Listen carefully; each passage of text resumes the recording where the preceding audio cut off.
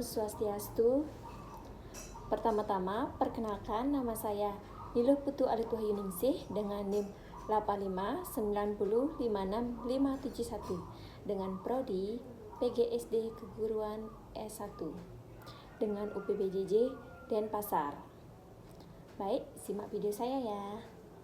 Nah, pada soal kali ini yang pertama yaitu membahas tentang makna pilar dalam konteks pendidikan sebagai dasar atau tiang penguat sistem pendidikan serta analisis kontekstual dan contoh aktualnya.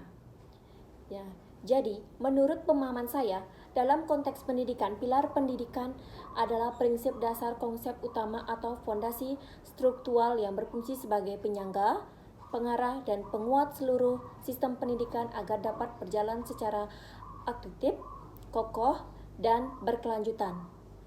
Tanpa adanya pilar yang jelas, arah kurikulum, metode pengajaran, dan evaluasi hasil belajar akan kehilangan esensi serta relevansinya terhadap perkembangan zaman. Nah, berikut adalah analisis makna pendekatan kontekstual berserta contoh akurat berdasarkan kerangka global yang diakui secara internasional. Makna esensial pilar pendidikan. Secara filosofis, dalam praktis, pilar berfungsi sebagai berikut. Yang pertama, ada fondasi filosofis, yaitu menentukan arah tujuan akhir pembentukan karakter dan kompetensi manusia. Yang kedua, ada standar mutu, yaitu menjadi tolak ukur efektivitas kurikulum dalam proses pembelajaran. Yang ketiga, ada sistem penguat, yaitu menyatukan elemen kognitif atau otak atau psikomotorik atau keterampilan dan afektif atau sikap atau nilai secara seimbang.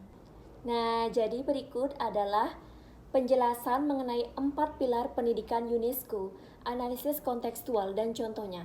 Kerangka acuan global yang paling valid mengenai hal ini bersumber dari 4 pilar pendidikan UNESCO. Berikut adalah analisisnya, penerapan, serta kontekstual di era modern. Yang pertama, ada learning to know, yaitu belajar untuk mengetahui. Yang dimana analisis kontekstual bukan sekedar menghafal fakta, melainkan menguasai instrumen pengetahuan itu sendiri. Di era kecerdasan buatan AI, saat ini, pilar ini bergeser menjadi kemampuan literasi digital dan berpikir kritis guna menyaring informasi. Contoh akuratnya yaitu ada guru tidak mendikte materi sejarah melainkan melatih siswa melakukan riset mandiri dan internet membandingkan validitas dari dua sumber artikel yang berbeda lalu menarik kesimpulan logis. Selanjutnya ada learning to do, yaitu belajar untuk melakukan, yang dimana analisis kontekstualnya yaitu berfokus pada implementasi ilmu ke dalam keterampilan kerja, kompetensi praktis, serta kemampuan beradaptasi dengan berbagai situasi pekerjaan masa depan. Contoh akuratnya yaitu siswa jurusan komputer atau SMK tidak hanya belajar teori pengodaan di papan tulis, melainkan langsung melakukan praktik membuat aplikasi web fungsional yang dapat menyelesaikan masalah usaha mikro, kecil atau menengah atau UMKM lokal. Selanjutnya ada learning to be, yaitu belajar untuk menjadi diri sendiri. Nah, analisis kontekstualnya yaitu proses pendidikan yang mengembangkan potensi manusia secara utuh meliputi kemandirian, tanggung jawab pribadi, estetika, budi pekerti, dan inteligensi. Contoh akuratnya yaitu sekolah menyediakan ruang konseling bakat, kegiatan ekstrakurikuler seni secara forum debat bebas guna membantu siswa menemukan identitas diri, membangun kepercayaan diri, dan merancang cita-cita hidupnya secara mandiri. Nah, selanjutnya yang keempat ada learning to live together, yaitu belajar untuk hidup bersama. Analisis kontekstualnya yaitu mengembangkan pemahaman tentang orang lain, menghargai interdependensi, toleransi, serta perdamaian dalam masyarakat yang majemuk dan multikultural.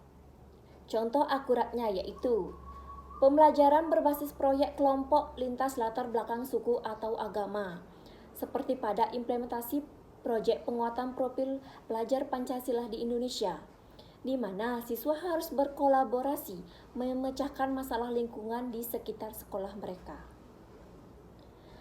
perspektif kontekstual lokal 3 pilar pendidikan Ki Hajar Dewantara, berikut adalah penjelasannya. Dalam kontekstual nasional Indonesia, penguatan sistem pendidikan juga di sekolah oleh konsep 3 pusat pendidikan, yaitu membagi pilar penyangga pendidikan menjadi 3 ranah lingkungan utama. Yang pertama yaitu ada pilar lingkungan atau keluarga.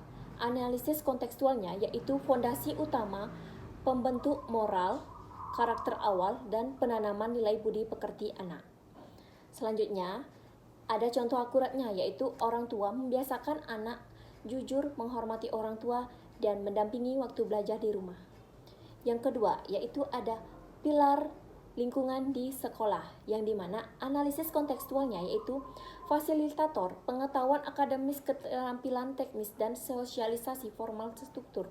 Contoh akuratnya yaitu guru merancang metode belajar yang interaktif dan objektif tanpa membedakan latar belakang siswa. Yang ketiga yaitu ada pilar lingkungan di masyarakat. Nah, yang dimana analisis kontekstualnya yaitu laboratorium, yaitu tempat untuk anak mengaplikasikan ilmu sosial dan berinteraksi secara sipil. Contoh akuratnya yaitu komunitas pemuda atau sanggar seni lokal yang mewadahi remaja untuk aktif dalam kegiatan pelestarian budaya. Nah, selanjutnya yaitu adapun kesimpulannya mengenai materi tersebut, yaitu integrasi pilar-pilar ini membentuk ekosistem pendidikan yang tangguh. Jika salah satu pilar rapuh, misalnya hanya mengutamakan learning to know atau ujian nilai akademis tinggi, tetapi mengabaikan learning to live together atau toleransi, maka sistem tersebut hanya akan melahirkan individu yang pintar secara intelektual namun gagal secara sosial dan emosional. Nah, baik, sekian dari presentasi saya mengenai soal 1. Mohon maaf jika ada salah kata. Dadah!